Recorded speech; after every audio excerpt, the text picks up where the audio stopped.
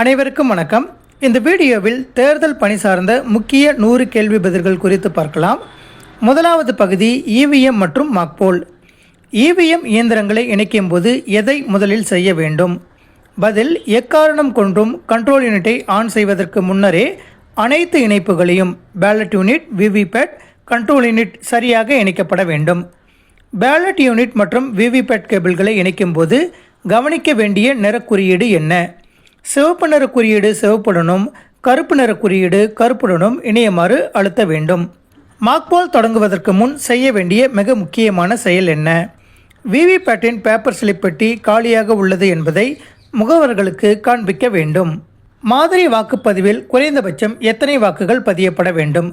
ஒரு வேட்பாளருக்கு 1 வீதம் நோட்டா உட்பட மொத்தம் 50 வாக்குகள் பதிவாக வேண்டும். மாக்போல் முடிந்தவுடன் கண்ட்ரோல் யூனிட்டில் எந்த பட்டனை அழுத்தி முடிவை சரிபார்க்க வேண்டும்? க்ளோஸ் பட்டனை அழுத்தி பிறகு ரிசல்ட் பட்டனை அழுத்த வேண்டும். மாக்போல் வாக்கு எண்ணிக்கைக்கும் விவிபேட் சீட்டுகளுக்கும் வித்தியாசம் வந்தால் என்ன செய்வது? இயந்திரத்தை மாற்றிவிட்டு மண்டல அலுவலருக்கு தகவல் தெரிவிக்க வேண்டும். உண்மையான வாக்குப்பதிவை தொடங்கும் முன் கண்ட்ரோல் யூனிட்டில் செய்ய வேண்டிய கட்டாய செயல் எது? கிளியர் பட்டனை அழுத்தி மாக்போல் தரவுகளை முழுமையாக நீக்க வேண்டும். டோட்டல் 0 என வர வேண்டும். மாக்போல் முடிந்த பிறகு விவிபேட் சீட்டுகளை என்ன செய்ய வேண்டும்? அவற்றின் பின்புறம் மாக்போல் ஸ்லிப் என முத்திரை குத்தி கருப்பு நிற உரையில் வைத்து சீல் வைக்க வேண்டும். டோட்டல் பட்டன் எப்போது பயன்படுத்தப்படுகிறது? வாக்குப்பதிவு நடைபெறும் போது குறிப்பிட்ட நேரத்தில் எத்தனை வாக்குகள் பதிவாகியுள்ளன என்பதை அறிய. கேண்டிடேட் செட் பட்டன் இருக்கும் பகுதியை சீல் வைப்பது யார்? தேர்தல் நடத்தும் அலுவலர், ரிட்டர்னிங் ஆஃபீஸர் முன்னதாகவே செய்திருப்பார். வாக்குச்சாவடியில் அலுவலர்கள் இதை திறக்கக்கூடாது. அடுத்து பகுதி 2, சீல் வைக்கும் முறைகள் பற்றிய கேள்வி பதில்கள். கிரீன் பேப்பர் சீல் எங்கு பயன்படுத்தப்படுகிறது? கண்ட்ரோல் யூனிட்டின் ரிசல்ட் பிரிவை மூடுவதற்கு. கிரீன் பேப்பர் சீலின் எந்த பக்கம் வெளியில் தெரிய வேண்டும்? வெள்ளை நிற பக்கம் முகவர்கள் கையெழுத்திட பிறகு உள்புறமாகவும் பச்சை நிறம் வெளிப்புறமாகவும் இருக்க வேண்டும். ஸ்பெஷல் டேக் எங்கு கட்டப்படுகிறது? க்ளோஸ் பட்டன் உள்ள உட்புற கதவின் மீது. ஸ்பெஷல் டேக்கில் எழுதப்பட வேண்டிய எண்கள் எது? அந்த கண்ட்ரோல் யூனிட்டின் வரிசை எண். பிங்க் பேப்பர் சீல் எதற்காக பயன்படுத்தப்படுகிறது? விவிபேட் இயந்திரத்தின் பேப்பர் ஸ்லிப் பெட்டியை சீல் வைக்க. வாக்குப்பதிவு முடிந்ததும் க்ளோஸ் பட்டன் பகுதியை மூடுவதற்கு எந்த சீல் பயன்படுகிறது? Outer cover seal. Address take. Address tackle கட்டாயம் இடம்பெற வேண்டிய விவரங்கள் யாவை? தொகுதி எண், வாக்குச்சாவடி எண் மற்றும் இயந்திரத்தின் சீரியல் எண். ஏபி கிரீன் பேப்பர் சீல் என்பது எதை குறிக்கிறது? அது புதிய மாடல் சீல். அதில் ஏ மற்றும் பி முனைகள் ஒட்டி பாதுகாப்பாக சீல் வைக்க வேண்டும். வாக்குப்பதிவு இயந்திரத்தின் பெட்டியை சீல் வைக்க என்ன பயன்படுத்தப்பட வேண்டும்? அரக்கு மற்றும் வாக்குச்சாவடி அலுவலரின் உலோக முத்திரை. முகவர்கள் சீல் மீது கையெழுத்திடலாமா? ஆம், அனைத்து முக்கியமான சீல்களிலும் முகவர்கள் கையெழுத்திட அனுமதிக்கப்பட வேண்டும். அடுத்து பகுதி 3, படிவங்கள் மற்றும் அறிக்கைகள் குறித்த கேள்வி பதில்கள். வாக்குப்பதிவு முகவர்கள் நியமன கடிதம் எந்த படிவத்தில் இருக்க வேண்டும்? படிவம் 10. ஒரு வேட்பாளருக்கு எத்தனை முகவர்கள் அனுமதிக்கப்படலாம்? ஒரு முதன்மை முகவர் மற்றும் 2 மாற்று முகவர்கள். ஒரே நேரத்தில் ஒருவர் மட்டுமே உள்ளே இருக்க வேண்டும். மாக்போல் சர்டிஃபிகேட் எதன் ஒரு பகுதியாக கருதப்படுகிறது? ப்ரெசைடிங் ஆஃபீஸர் ரிப்போர்ட்டின் பார்ட் 1 பகுதியாக கருதப்படுகிறது. வாக்குப்பதிவு தொடங்கும் போது தலைமை அலுவலர் செய்ய வேண்டிய பிரகடனம் என்ன? இயந்திரங்கள் காலியாக உள்ளன என்பதையும் ரகசியம் காக்கப்படும் என்பதையும் அறிவித்தல். 17A ரிஜிஸ்டர் என்பது எதை குறிக்கிறது? வாக்காளர் பதிவேடு, register of voters. 17C account of votes படிவத்தின் முக்கியத்துவம் என்ன? பதிவான வாக்குகள் மற்றும் இயந்திரத்தில் உள்ள வாக்குகள் ஆகியவற்றை ஒப்பிடும் கணக்கு. 17C படிவத்தின் நகலை யாருக்கு வழங்க வேண்டும்? அங்குள்ள அனைத்து வாக்குப்பதிவு முகவர்களுக்கும் வழங்க வேண்டும். ப்ரெசைடிங் ஆஃபீஸர் டைரியில் உள்ள பதிவுகள் எப்போது செய்யப்பட வேண்டும்? ஒவ்வொரு 2 மணி நேரத்திற்கு ஒரு முறையும் இறுதியிலும் முழுமையாகவும். 16 பாயிண்ட்ஸ் அப்சர்வர் ரிப்போர்ட் எப்போது பூர்த்தி செய்யப்பட வேண்டும்? வாக்குப்பதிவு முடிந்தவுடன் பார்வையாளருக்காக தயார் செய்யப்பட வேண்டும். விசிட் சீட் என்றால் என்ன? வாக்குச்சாவடிக்கு வரும் தேர்தல் அதிகாரிகள் மற்றும் ரோந்து அலுவலர்களின் வருகையை பதிவு செய்யும் தாள். வாக்குப்பதிவு முடிந்த பிறகு எத்தனை வகையான உரைகள் பிரிக்கப்படுகின்றன? முக்கியமான 5 வகைகள்: ஸ்டாச்சுட்டரி, நான் statutory, 3rd, 4th and 5th covers. Statutory covers சட்டப்பூர்வ உரையில் இருக்க வேண்டிய 5 முக்கிய பொருட்கள் எவை? வாக்காளர் பட்டியல் நகல், marked copy of electoral roll, 17A பதிவேடு, பயன்படுத்தப்பட்ட ஓட்டுச்சீட்டுகள் தேவையெனில், படிவம் 17C பயன்படுத்தப்படாத ஓட்டுச்சீட்டுகள். வாக்குப்பதிவு நேரத்திற்கு பிறகு வரிசையில் நின்றவர்களுக்கு எப்படி ஓட்டு போட அனுமதிப்பது? வரிசையின் கடைசி நபரிலிருந்து முதல் நபர் வரை சீட்டு வழங்கி அனுமதித்தல். சேலஞ்ச் ஓட் சவாலான வாக்கு கட்டணம் எவ்வளவு? ரூபாய் 2. சவாலான வாக்கு நிரூபிக்கப்படாவிட்டால் அந்த ₹2 என்ன செய்ய வேண்டும்? அது அரசு கணக்கில் சேர்க்கப்படும், பறிமுதல் செய்யப்படும். டெண்டர்ட் ஓட் தெரிவிக்கப்பட்ட வாக்கு எப்போது அளிக்கப்படும்? ஒருவரின் வாக்கு ஏற்கனவே வேறொருவரால் போடப்பட்டிருந்தால் உண்மையான வாக்காளர் வரும்போது. டெண்டர்ட் ஓட் இயந்திரத்தில் போடப்படுமா? இல்லை, இது தனித்தாள் பேலட் பேப்பர் மூலம் அளிக்கப்படும். பிளைண்ட் இன்ஃபார்ம் ஓட்டர் பார்வையற்றோருடன் வருபவரின் வயது என்ன இருக்க வேண்டும்? 18 வயது பூர்த்தியாகி இருக்க வேண்டும். ஒரு நபர் எத்தனை பார்வையற்றவர்களுக்கு துணையாக வரலாம்? பதில், ஒருவருக்கு மட்டுமே துணையாக வர முடியும். 17A பதிவேட்டில் வாக்காளர் கையெழுத்திட மறுத்தால் என்ன செய்வது? அவருக்கு வாக்களிக்க அனுமதி இல்லை. 17A ரிஜிஸ்டரில் ரெஃப்யூஸ்டு டு ஓட் என எழுத வேண்டும். அடுத்து பகுதி 4 அலுவலர்களின் பணிகள். போலிங் ஆஃபீஸர் 1, 2, 3 இவர்களுடைய பணிகள். போலிங் ஆஃபீஸர் 1 முக்கிய பணி என்ன? வாக்காளர் பட்டியலுக்கு பொறுப்பு வாக்காளரை அடையாளம் காணல். போலிங் ஆஃபீஸர் 1 வாக்காளரின் பெயரை சத்தமாக வாசிக்க வேண்டுமா? பதில், ஆம், முகவர்கள் சரிபார்க்கும் வகையில் சத்தமாக வாசிக்க வேண்டும். போலிங் ஆஃபீஸர் 2வின் பணிகள் என்ன? அழியாத மை வைத்தல், 17A பதிவேட்டில் கையெழுத்து பெறுதல் மற்றும் வெள்ளைச்சீட்டு வழங்குதல். அழியாத மை எந்த விரலில் வைக்கப்பட வேண்டும்? இடதுகை ஆள்காட்டி விரலில், நகத்திற்கும் சதையிற்கும் இடைப்பட்ட பகுதியில். போலிங் ஆஃபீஸர் 3இன் பணி என்ன? கண்ட்ரோல் யூனிட்டிற்கு பொறுப்பு ஓட்டர் ஸ்லிப்பை பெற்றுக்கொண்டு பேலட் பட்டனை அழுத்த வேண்டும். போலிங் ஆஃபீஸர் 3 எப்போது பேலட் பட்டனை அழுத்த வேண்டும்? வாக்காளர் விரலில் மை இருப்பதை சரிபார்த்துவிட்டு வாக்குப்பதிவு அறைக்குள் செல்லும் முன். வாக்குப்பதிவு ரகசியத்தை மீறும் வாக்காளரை தடுக்கும் அதிகாரம் யாருக்கு உண்டு? வாக்குச்சாவடி தலைமை அலுவலர் ப்ரிசைடிங் ஆஃபீஸருக்கு உண்டு.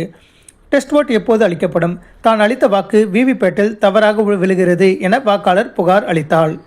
டெஸ்ட் ஓட் தவறானது என தெரிந்தால் என்ன நடவடிக்கை எடுக்கப்படும்? 17A பதிவேட்டில் அது குறித்த குறிப்பு எழுதப்பட்டு வாக்காளர் மீது நடவடிக்கை எடுக்கப்படும். வாக்குப்பதிவு இயந்திரம் பழுதானால் முதலில் என்ன செய்ய வேண்டும்? இயந்திரத்தை ஆஃப் செய்துவிட்டு இணைப்புகளை சரிபார்க்க வேண்டும்.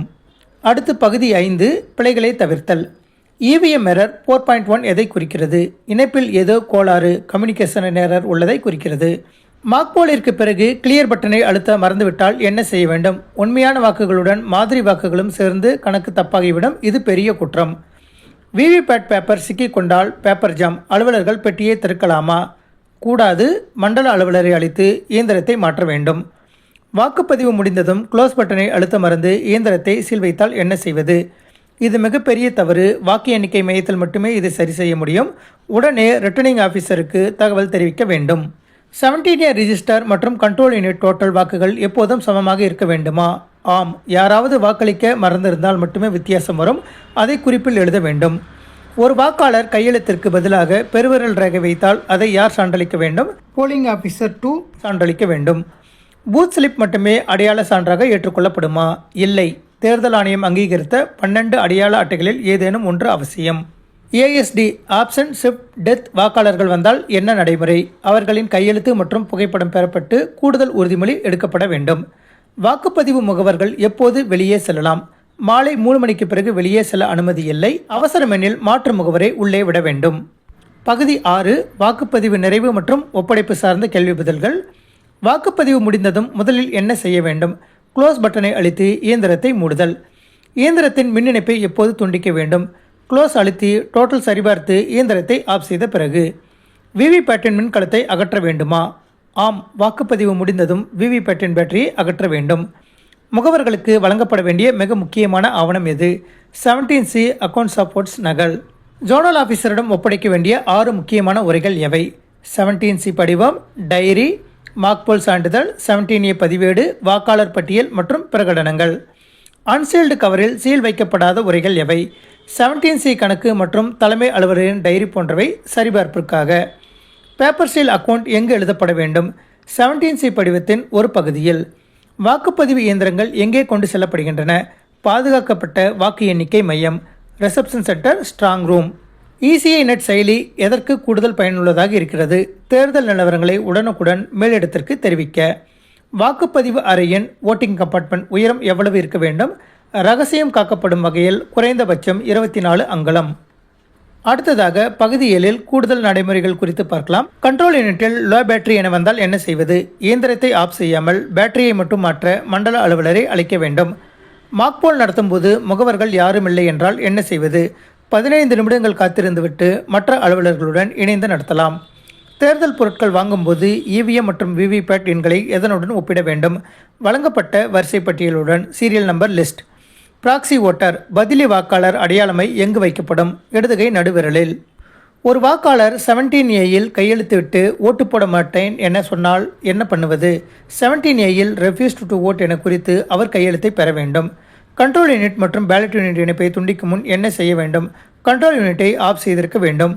வாக்குப்பதிவு அன்று எத்தனை பிரகடனங்கள் செய்யப்பட வேண்டும்? மொத்தம் 4. தொடக்கம், அடுத்தடுத்த இயந்திரம் மாற்றம், முடிவு மற்றும் இறுதியில்.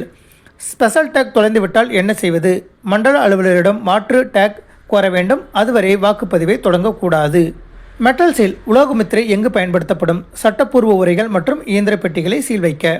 வாக்குப்பதிவு முடிந்ததும் விவிபேட்டின் நாப் எந்த நிலையில் இருக்க வேண்டும்? கிடைமட்டமாக, ஹரிசாண்டல் பொசிஷன், லாக் செய்யப்பட்ட நிலையில். அட்ரஸ் டேக் எத்தனை இடங்களில் கட்டப்படும்?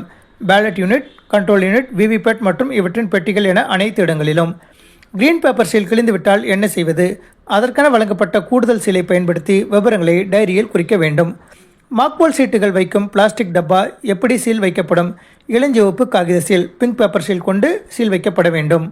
டோட்டல் பட்டனை அழுத்தும் போது பேட்டரி ஸ்டேட்டஸ் எவ்வளவு இருக்க வேண்டும்? பொதுவாக 70% மேல் இருப்பதனாலும் குறைவாக இருந்தால் கவனிக்க வேண்டும்.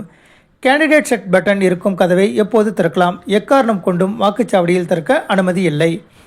ஓட்டர் ஸ்லிப் PO2 தருவது எதற்கு பயன்படுகிறது? வரிசைப்படி வாக்காளர்களை கண்ட்ரோல் யூனிட்டிற்கு அனுப்ப. வாக்காளர் பட்டியலில் EDC என குறிப்பிடப்பட்டிருந்தால் அவர் அந்த தொகுதியில் தேர்தல் பணியில் உள்ளவர், முறைப்படி வாக்களிக்க அனுமதிக்கலாம். சேலஞ்சு ஓட் நிரூபிக்கப்பட்டால் என்ன செய்வது? அந்த வாக்காளரை வெளியேற்றிவிட்டு காவல்துறையிடம் ஒப்படைக்கலாம். வாக்குப்பதிவு இயந்திரத்தின் அருகே செல்போன் அனுமதிக்கப்படுமா? தலைமை அலுவலரை தவிர வேறு யாருக்கும், முகவர்கள் உட்பட அனுமதி இல்லை. போலிங் ஏஜென்ட்ஸ் எந்த ஊரை சேர்ந்தவராக இருக்க வேண்டும்?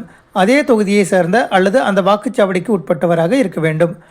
வாக்குப்பதிவு முடிந்தவுடன் வழங்கப்படும் 17C படிவத்தில் முகவர்கள் கையெழுத்திட வேண்டுமா? ஆம், அதுவே ஒரு சட்டப்பூர்வமான ஆவணம். மாக்போல் நேரத்தில் கண்ட்ரோல் யூனிட்டில் எரர் வந்தால் என்ன செய்ய வேண்டும்?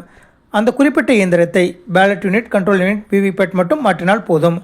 உண்மையான வாக்குப்பதிவின் போது இயந்திரம் பழுதானால் கண்ட்ரோல் யூனிட், பேலட் யூனிட் மற்றும் விவிபேட் ஆகிய 3ஐயும் சேர்த்து மாற்ற வேண்டும். விவிபேட்டில் மட்டும் பழுதானால் விவிபேட்டினை மட்டும் மாற்றினால் போதுமானது. 9 காலம் ரிப்போர்ட் எதற்காக? பல்வேறு வகை வாக்குகளின் டெண்டர்ட், சேலஞ்சு ஓட் எக்ஸெட்ரா எண்ணிக்கையை தொகுக்க. 20 பாயிண்ட்ஸ் ரிப்போர்ட் யாருடைய சரிபார்ப்புக்கு உட்பட்டது? பார்வையாளர், அப்சர்வர் மற்றும் தேர்தல் அதிகாரிகளின் சரிபார்ப்பிற்கு. வாக்குப்பதிவு முடிந்ததும் விவிபேட் ஸ்லிப் பெட்டியில் உள்ள ஸ்லிப்புகளை அகற்ற வேண்டுமா? கூடாது. உண்மையான வாக்குப்பதிவு ஸ்லிப்புகள் உள்ளேயே இருக்க வேண்டும். வாக்குப்பதிவு நாளன்று காலை எத்தனை மணிக்கு மாக்போல் தொடங்க வேண்டும்? வாக்குப்பதிவு தொடங்குவதற்கு 90 நிமிடங்களுக்கு முன்பாக, அதாவது 5:30 மணிக்கு. வாக்குச்சாவடி தலைமை அலுவலர் தனது டைரியை யாரிடம் ஒப்படைப்பார்? மண்டல அலுவலர் அல்லது சேகரிப்பு மைய அதிகாரிகளிடம். தேர்தல் பணியில் ஈடுபடும் அலுவலர்களின் கடமை என்ன? பாரபட்சமின்றி நேர்மையாகவும் தேர்தல் ஆணையத்தின் விதிகளை துல்லியமாகவும் பின்பற்றுவது. தேர்தல் வெற்றிகரமாக முடிந்ததை எப்படி உறுதி செய்வது? அனைத்து படிவங்களும் சரியாக பூர்த்தி செய்யப்பட்டு இயந்திரங்கள் பாதுகாப்பாக சீல் வைக்கப்பட்டால். நன்றி.